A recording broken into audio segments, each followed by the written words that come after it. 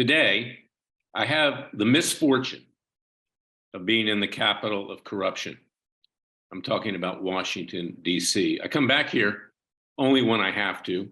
I don't recognize it as the capital of the United States. In my opinion, it's not.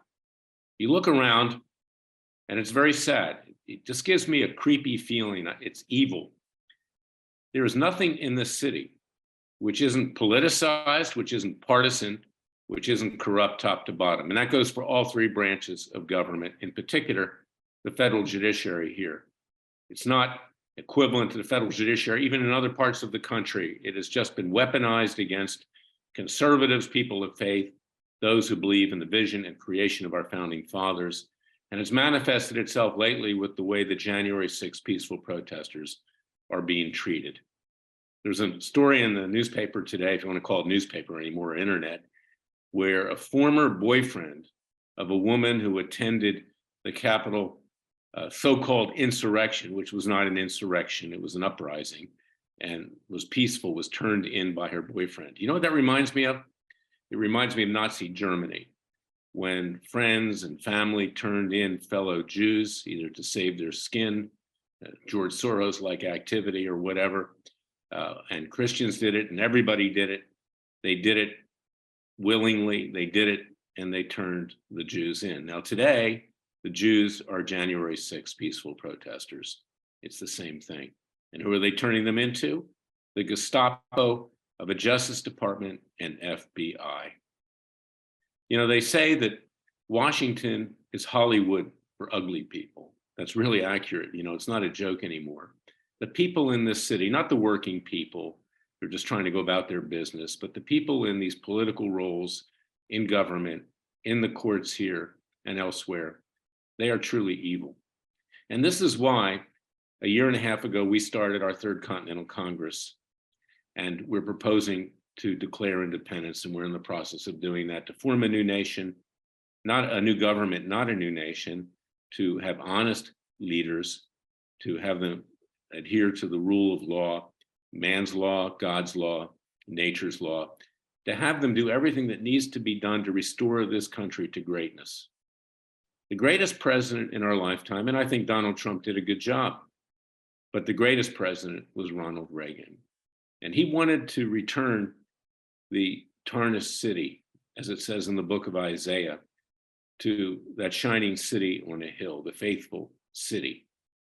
If you go to and read Isaiah, and this is something which is looked at and revered by evangelical Christians as well as Jews and others, Catholics, all Judeo-Christian religions and sects, it says God calls upon the counselors and judges to restore the tarnished city to the faithful city. Well, how do you do that when the judges in the tarnished city, this is Washington, D.C., the federal judges, and frankly on the Superior Court, because they're also put in not by elections, they are nominated by the president. In this case, most of them sit there by virtue of Obama at this point in time and Clinton. How do you restore the faithful city when the judges are corrupt? So mark my words, God will be extracting his pound of flesh, so to speak. He's done it many times in world history. He has destroyed civilizations.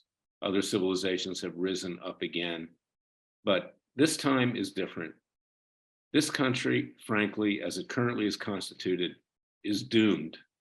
Doomed. You can't have anything in this country which is pure anymore. You can't have a Justice Department that believes in justice. You can't have cities who fight violent crime, more mass shootings, more smash and grabs every single day. I walked down the street here in Washington, D.C. last night, looking behind my back, figuring I could get stabbed. Frankly, I mean, that's how bad it is. If you have a kid, don't send your kid to college here. Be the last thing you would want to do, not just ideologically, but just in terms of his or her safety. You can't have kids go to elementary school or kindergarten and not be taught perverted ideologies, whether it's gay, lesbian, transgenderism, transsexualism, with teachers pushing it on the kids, getting them sex change operations behind the back of the parents, and even state legislatures like in Oregon and Washington saying that's fine.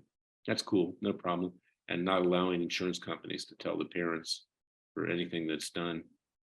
Can't have a military now that believes in anything. They're more interested in drag queens than they are in terms of actually fighting wars.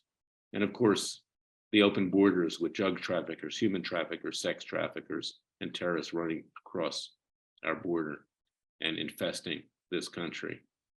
And who's held responsible for this primarily? The people who run the government in Washington, D.C., who have turned this country into a virtual dictatorship, a leftist dictatorship that Ayn Rand predicted in 1958 with her book, Atlas Shrugged. I urge you to read it. It's worse than that. It is time for the American people to rise up. It's time to us enforce our own rule of law peacefully and legally. We have the right to do it. I talk about it every podcast. Go to freedomwatchusa.org, get my book. It takes a counter-revolution. Wake up, America. Donate to our cause with tax-deductible contributions. The capital needs to be moved out of Washington, D.C. to another city in this country, perhaps in the West or in the South.